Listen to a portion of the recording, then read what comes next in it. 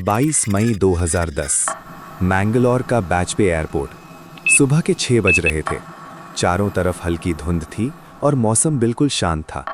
Dubai से आ रही air India express की फ़्लाइट 812 लैंडिंग के लिए बिल्कुल तैयार थी। पैसेंजर्स अपना सामान समेट रहे थे। बच्चे खुश थे कि वो अपने घर पहुंचने वाले हैं, लेकिन उन्हें नहीं पता था कि कॉकपिट के बंद दरवाजे के पीछे मौत अपना खेल शुरू कर चुकी है। एक ऐसी खामोश मौत जो किसी तकनीकी खराबी से नहीं बल्कि एक गहरी नींद से पैदा हुई थी। आज ABTV पर हम उस फ्लाइट 812 का पोस्टमार्टम करेंगे, जिसके राज आज भी लोगों को हैरान कर देते हैं। मैंगलोर एयरपोर्ट कोई साधारण एयरपोर्ट नहीं है। इसे टेबल टॉप रनवे कहा जाता है। इमेजिन कीजिए एक ऐसी पहाड़ी जिसकी चोटी को काटकर रनवे बनाया गया हो। रनवे खत्म होते ही गहरी खाई और बड़े बड़े पत्थर हैं। यहाँ लैंडिंग करते वक्त पायलट के पास गश्ती की गुंजाइश 0 होती है। फ्लाइट 812 का कैप्टन ज़्लाटको ग्लोसिका एक बहुत एक्सपीरियंस पायलट था, लेकिन उस सुबह उसके साथ कुछ ऐसा हो रहा था जो किसी के भी साथ हो सकता है, पर एक पायलट के लिए वो जुर्म था। इन्वेस्टिगेशन में सामने आया कि फ्लाइट के शुरुआती 3 घंटे तक कैप्टन कॉकपिट में सो रहा था। जब प्लेन लैंडिंग के लिए नीचे आने लगा तब वो जगा। इसे साइंस की भाषा में स्लीप इनर्शिया कहते हैं। जब आप गहरी नींद से अचानक जगते हैं तो आपका दिमाग अगले 15 से 30 मिनट तक पूरी तरह काम नहीं करता।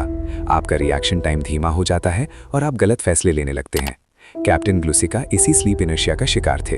फ्लाइट 812 लैंडिंग के लिए बहुत ऊंचाई पर थी। फर्स्ट ऑफिसर ने बार बार कहा, सर हम बहुत ऊपर हैं, गो अराउंड कीजिए। एविएशन में गो अराउंड का मतलब होता है लैंडिंग कैंसिल करके प्लेन को दोबारा ऊपर ले जाना, लेकिन कैप्टन ने सुनी अनसुनी कर दी। प्लेन 160 नॉट्स की भयंकर रफ्तार से रनवे पर गिरा। स्पीड इतनी ज्यादा थी कि ब्रेक्स लगाने पर टायर फटने लगे और चिंगारियां निकलने लगी।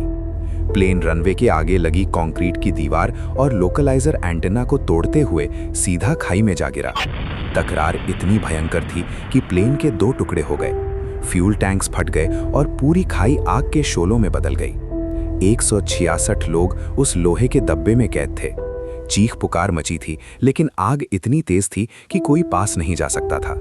सिर्फ 8 लोग जो प्लेन के टूटे हुए हिस्से से बाहर गिर गए थे, वही जिंदा बच पाए।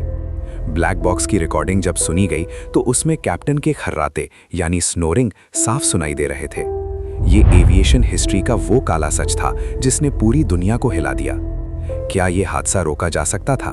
बिल्कुल, अगर फर्स्ट ऑफिसर थोड़ा और सख्त होता या अगर कैप्टन ने अपनी थकान को पहचाना होता।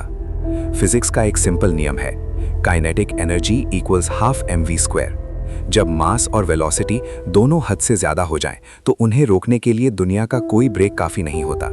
फ्लाइट 812 के मलबे से निकला हर एक पुर्जा आज भी पायलट्स को सिखाता है कि थकान मौत का दूसरा नाम है।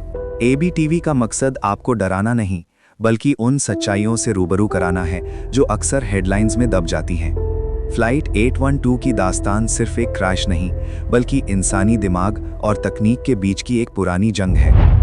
आज मैंगलोर में उस खाई के पास एक मेमोरियल बना है जो उन 158 मासूमों की याद दिलाता है जो उस दिन कभी घर नहीं लौटे। अगली बार जब आप किसी फ्लाइट में बैठें और पायलट की आवाज़ सुने, तो याद रखिएगा कि उस एक आवाज़ पर सैकड़ों जिंदगियां टिकी होती हैं। आपको क्या लगता है, क्या टेबल टॉप रनवेज को बंद कर देना चाहिए या पायलट्स के वर्किंग आवर्स पर और सख्ती होनी चाहिए? कमेंट में अपनी राय जरूर दें। अगर आपको ये गहरा ब्रेकडाउन पसंद आया तो ABTV को सब्सक्राइब करें और इस वीडियो को शेयर करें। मिलते हैं अगले किसी रहस्यमयी और दिल दहलाने वाले हादसे के साथ। तब तक के लिए जय हिंद।